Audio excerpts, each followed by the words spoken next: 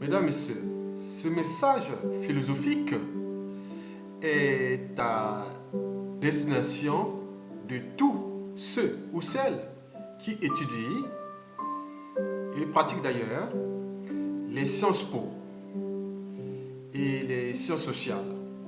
Et n'oublions pas les organismes d'éthique en politique. Question. À l'expiration de son mandat, le président d'une association, quelle qu'elle soit, peut-il faire le con avec les statuts et règlements de l'association durant des mois, allant jusqu'à empêcher et voire zapper complètement la tenue ou l'organisation même de sa réélection ou de sa succession. Cela est-il politiquement moral ou immoral? S'agit-il là d'un abus de pouvoir ou de déni du droit associatif? Mesdames, Messieurs, pour Jean-Jacques Rousseau, la seule solution à ce problème, à la fois politique, social et moral, c'est que je sois moi aussi l'auteur et l'acteur de la loi à laquelle je me soumets.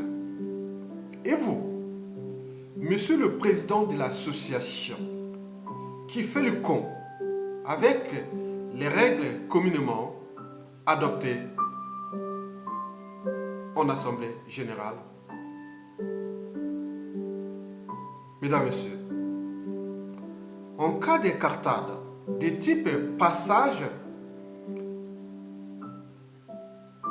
en force ou d'application des statuts et règlements en conseil administratif ou en assemblée générale sans l'avis du président de l'association, la fonction de celui-ci doit-elle triompher sur le droit et l'éthique?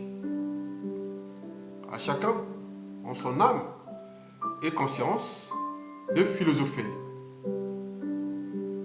Ce que je définis comme la liberté de penser, de réfléchir. La liberté de conscience, qui pour moi doit être au-dessus de l'appartenance. Mesdames, Messieurs, la problématique soulevée ici touche aussi le droit associatif. Sur quel droit et de quel droit le président d'une association peut dénier les règles communes et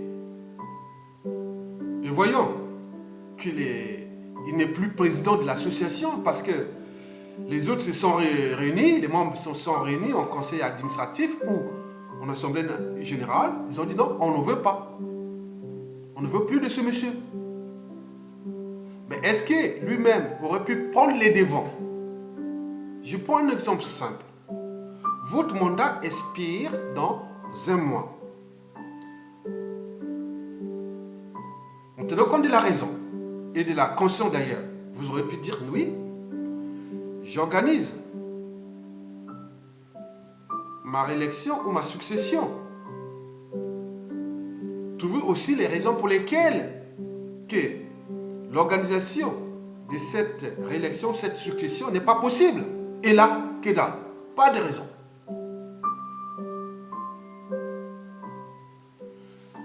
Les membres de l'association envoient des lettres de rappel au président. Que dalle, rien du tout. Et là, les autres membres de l'association organisent la succession. Un nouveau président est élu. Et là, surgit le président déchu et qui cherchent à mettre des procédures judiciaires. Le paradoxe est que la plupart de ces gens qui pensent donner la leçon de morale à ceux qui parfois sont au pouvoir et sont c'est eux encore à l'échelle d'une association, sont en train d'appliquer l'esprit même de ceux auxquels ils sont conviés ou conviés de critiquer ou de faire partie. Et si demain, ces genres d'individus prenaient le pouvoir, on pourra se retrouver dans les mêmes situations. Déjà à l'échelle d'une association, mais combien de fois au niveau des pouvoirs politiques, d'un poste clé, au niveau des pouvoirs politiques, ou même au pouvoir suprême. Donc on pourra arriver comme en Afrique. Les mandats arrivent à échéance et les présidents cherchent toujours à détourner ces mandats et parfois on rentre dans les amalgames et souvent on rentre dans les conflits et tout ce que vous connaissez en Afrique.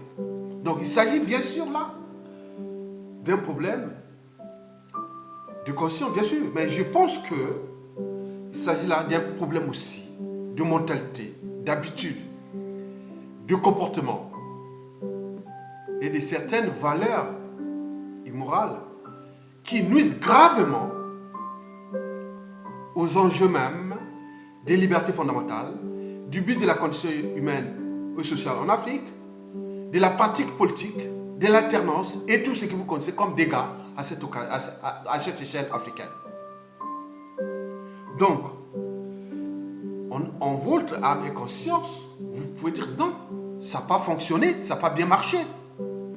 Je n'ai pas réussi à réorganiser. J'ai eu un mandat de 1 an. Bon, le mandat est expiré et vous êtes resté des mois de manière illégale. Le mandat se termine à telle date. Et vous restez 1 mois, 2 mois, 3 mois, 4, 5 mois, 6, même plus, sans organiser votre succession ou votre réélection. Donc, à chacun de juger en son âme et conscience. J'interviens ici d'abord comme un lanceur d'alerte, puis comme un éveilleur de conscience, mais aussi comme un intellectuel. C'est-à-dire un lettré libre et dégagé qui fait part de ses pensées, de ses opinions, de ses analyses sur des problématiques politiques, sociales, économiques, écologiques et compagnie, plus ou moins partagées. Mesdames, Messieurs, je vous remercie.